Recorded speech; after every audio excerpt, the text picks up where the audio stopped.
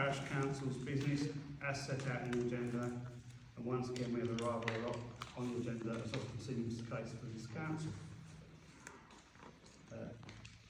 At the start of the meeting there will be an opportunity for 15 minutes of public participation, and after the public are here as observers and asked to remain silent so we can hear our fellow councillors. We will extend this participation period if the need arises. It was suggested at one of the September meetings that answers to questions that usually get sent to the person that raised the question by email and therefore do not necessarily get shared with everyone else, get introduced at the start of the meeting. So we've agreed to share the answers. So to the various questions brought up in the September EGM and full council meeting. So this vaguely flows, I've tried to group the answers. Once more, I will reiterate the heads of terms are draft, subject to contract, and of course the resulting public law legal advice. The consequent draft sublease will require the full approval of the parish council. There will be plenty of time to review and discuss as we receive them. With regards to the heads of terms, we have considered the feedback from the auditors. It hasn't led to anything we were not already aware of, we were already doing and or considering. The notes from the working group about the heads of terms held on the 22nd of August have been published on the website, and we apologise for the delay in that. Not just on the heads of terms, but in general too. When councillors vote or not due to eligibility, it is ultimately a matter for the councillors themselves. So if a councillor or their partner is a member or associate of, say, a club, committee or the VG crisis group, it is a matter for that council whether they declare it or not. We had a question about increasing diversity at the village green, and that's inevitably a complex issue which makes it a difficult question. Consequently, here is a more involved answer than some of the others. In terms of gender diversity, as many of you will now know, football is the biggest sport for girls in 2024 and the fastest growing. Cricket, like many other sports, is a growing sport for females. Other sports may well be considered in the future, but right now the site has failed to fulfil long-standing basic commitments to these initial sports. Gender and identity are much broader issues and are very much evolving issues, so I've got a lot to add on that at the moment. The council, and if they are asked to take it on, the trustees are committed to improving accessibility at the village green, and ethnic diversity in our parish is well below the national average for diversity. Obviously the whole diverse community is welcome at the village green and to stand as part of the council. On the planning permission of the pavilion, given the actions taken to hinder the project, it's sadly commercially necessary to withhold this information. This PC has considered many options, including building the pavilion, that PC has failed to build in the previous 15 years. None of the options fulfil the commitment that enabled the land swap with the sports club to sublease the land back to them. Sorry, but the sublease the land back to them. There is a clause in the head lease that the landlord, the ultimate landlord, can claim the land back if it is not maintained. That's always been the case, and it applies to whoever is doing the maintenance. In order to share these and other answers more widely, a frequently asked questions page is being worked on for the website. In anticipation of one line of questions, the solicitors intended to come back to us with their advice within 2 weeks. However, the advice was put on hold following a recommendation from the NALG shared with us via the ERC, so that's the National Association of Local Government, and the Essex Association of Local Councils, and that will be discussed later on in this meeting. Now we will have our 15 minutes of public participation. Each person will get one chance to speak, and for a maximum of 5 minutes, which is more than double a councillor normally gets on a subject.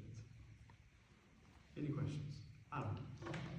Yeah, there's a couple of things I'd like to point out. EGM minutes, to my mind, they're incorrect, in as much that you state in them that there was a vote to suspend the meeting for 5 minutes in accordance with Standing Order 1014.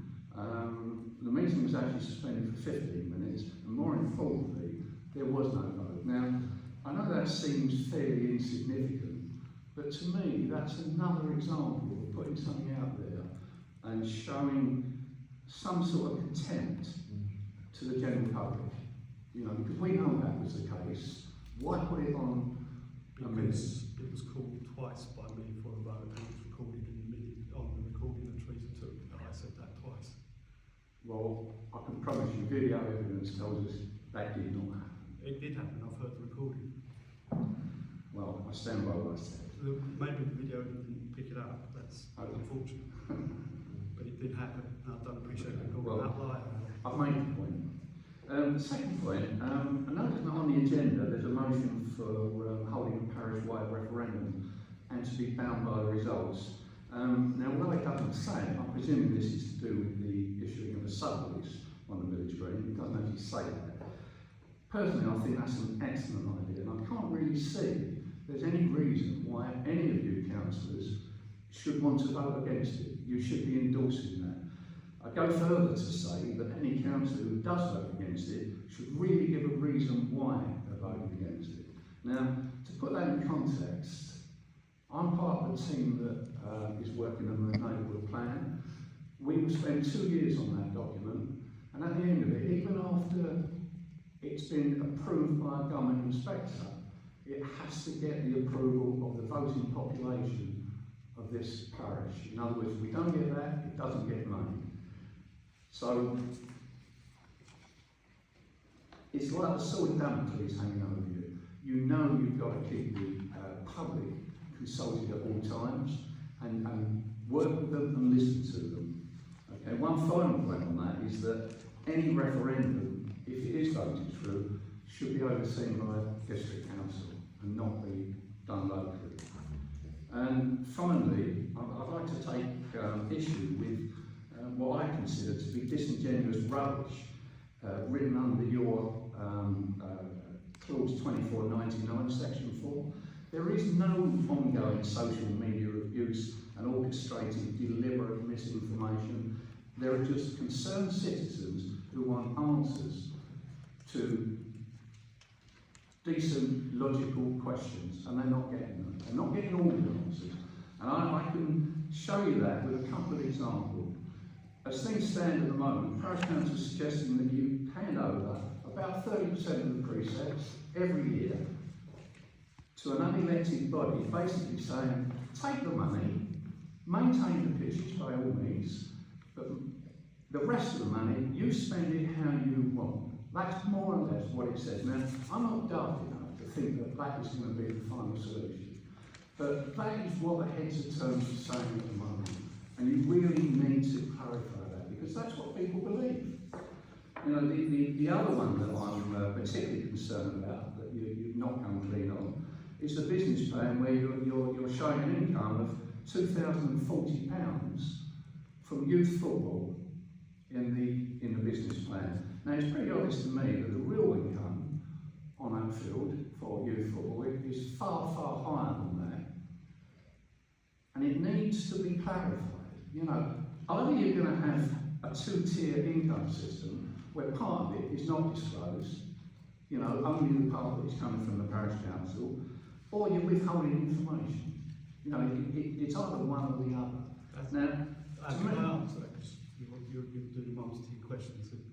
Well, it wasn't a question, it was a comment, but that is the income that the trustee, the charity will get from the football club. That's not the football club's income. That's that's the money that they're passing on to the. Well, do you not think you should be shown the full club's income?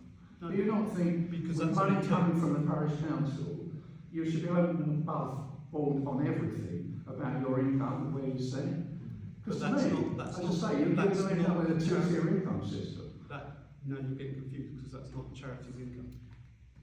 Could I just add something? Dealing with the heads of terms and the business plan, we have actually asked for full financial disclosure from the clubs and the various different bank accounts and club finances.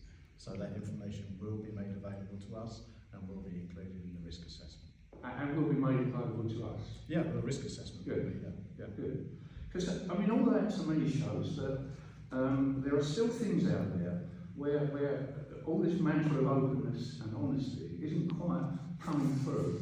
And that's why you're getting all these so-called plethora of emails and what have you. You know, does it not occur to you that it's because of the fact that people are not getting the right answers that you're getting more and more? We never used to have this on the other parish council, certainly not the one that I was part of. We used to get these emails, but not to this extent. You know. With respect, Alan, I've just answered that question. It is. We received the business plan. We have made comments on the business plan. We've asked the charity people to provide more information. And when that information is available, it'll be discussed by the council in open forum. Well, that's fine, Keith. Yeah. You know, just bear in mind what's out there at the moment is what we have to deal with. That's all we've got. And us. Well, okay, I'll take your word. The income of the clubs is not the income of the charity. They're separate. Just as the parish council income is not declared on their EBA. Well, as I said, you know, you're going to end up with a two-tier income. I think you're getting confused, but there we go. Any more questions? Yeah, good evening everybody. Yeah, I've got a question, I suppose overlaps a little bit which was with what's just been said, but maybe not in so much detail, and that relates to a statement that was made at the council meeting back in June, which was quite clear and unequivocal, and I don't tend to read it verbatim, but basically it was making a statement that you would look to engage with the parishioners to get an understanding or to better understand the diverse opinions on the future of the village green, with particular emphasis on capital expenditure and the granting of a sublease. This is a genuine question because I don't know the answer, but what have you done to engage with the public of the village? As we stated at the last meeting, we're waiting for the legal advice before, so that we can come back with a more concrete position before we hold the public consultation in whatever format that takes. Yeah, but with respect, you know, a public meeting in the village, I don't necessarily think you're going to need to get into that level of detail. You could have engaged, this was your commitment. Yeah. And it was a commitment not to share with the village a plan that's we're not already... reversing that commitment. We're waiting for some We're in information. October. We're in October. We're still waiting for information. We don't need it. He's saying that you would engage to better understand. You know, you need to better understand the parishioners, not to provide them with legal advice that you can give. So my question is, what action have you taken to engage with the public of the village to better understand the opinions of the We're village? waiting for the legal opinion. You may disagree with that, but that's what we're doing. I don't see the connection. Okay. It's the opposite, isn't it? Yeah, you should have engaged with the parishioners before you've gone this far down the process. Yeah. Hence, back to the point that this gentleman made, hence the reason why you're getting so many questions that you're unable to answer. I can understand the advantage to you to be delaying the process, but that was your commitment. It wasn't something that came from us. You committed to better understand what the opinions were in the village. Okay. And I can only take from your answer that you've done nothing. We put out information, that's what we've done so far to engage with the public. By what means? By our website, by Facebook, by Village Magazine, the normal means. But that's been a one-way. That's You're not asking yeah, you're not that's asking not the engaged. parishioners. Apart from public participation, yes, so far, yes, agree. We have answered 227 questions that were put to us. 170 odd or something. So I mean, there is a good, one would hope anyway, flow of information between everybody. And if there are more questions, then keep throwing them at us, and we'll answer them. Because I think that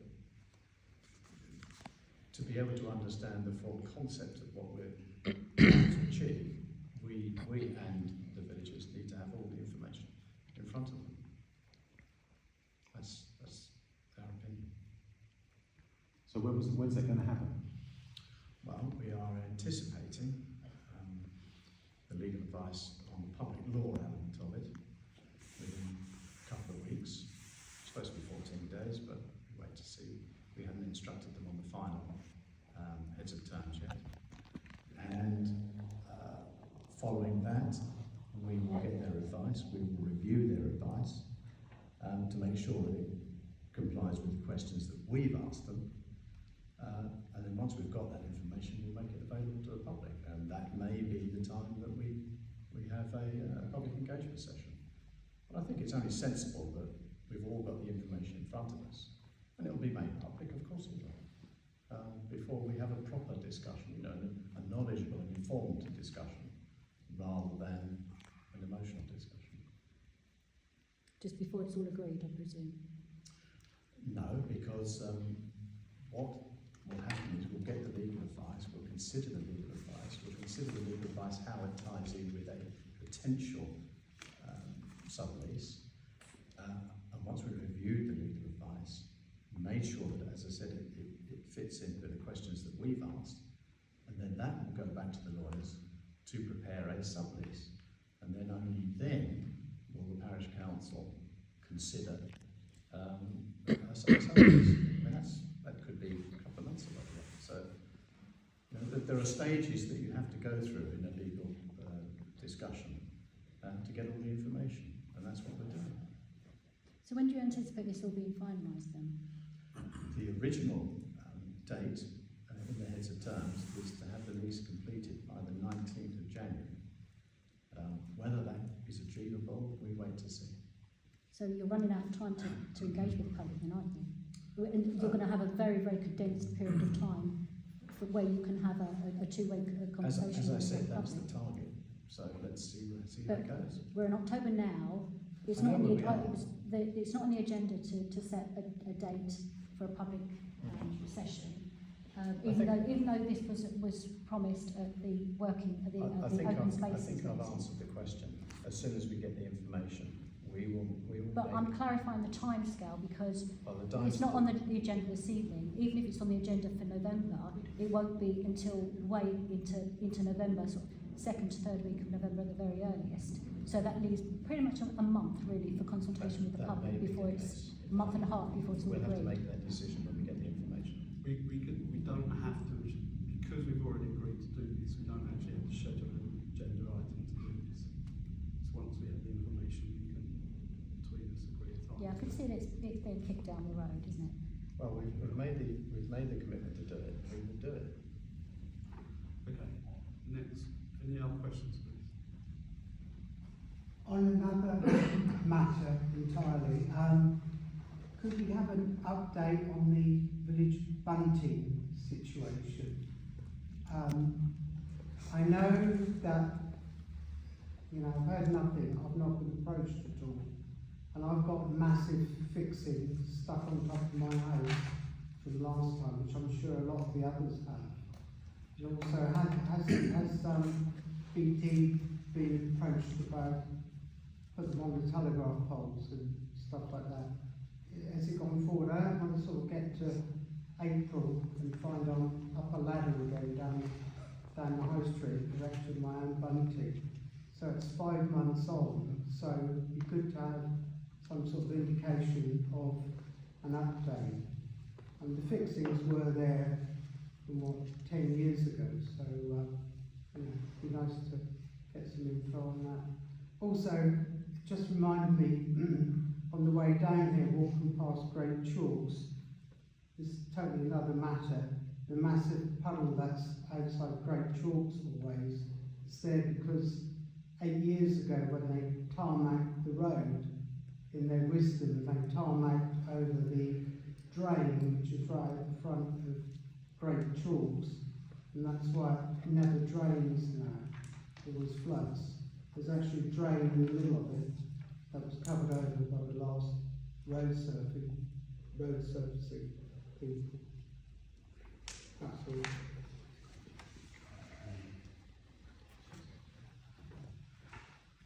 I don't know any progress on the 19th. I know something going to look into it, but I don't think I had a chance yet. I'll chase that out. Yeah, just post something if they. Yeah, no, I I know appreciate it. it's So not like a hot topic, but it's still it will get time critical. be good to get it done earlier rather than later. Yeah, especially as highways are involved. That will drag it out. Any other questions?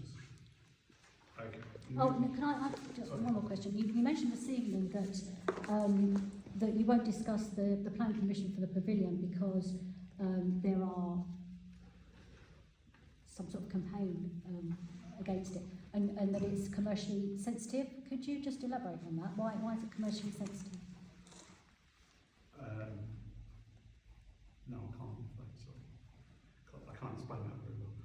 But Well, it's can basically... anyone else on the parish explain? Anyone else wants to try that? We don't want to jeopardise the plan, basically. How would it jeopardise the plan? Right, I've been open about it. That's all I'm saying. Anyone else? Right.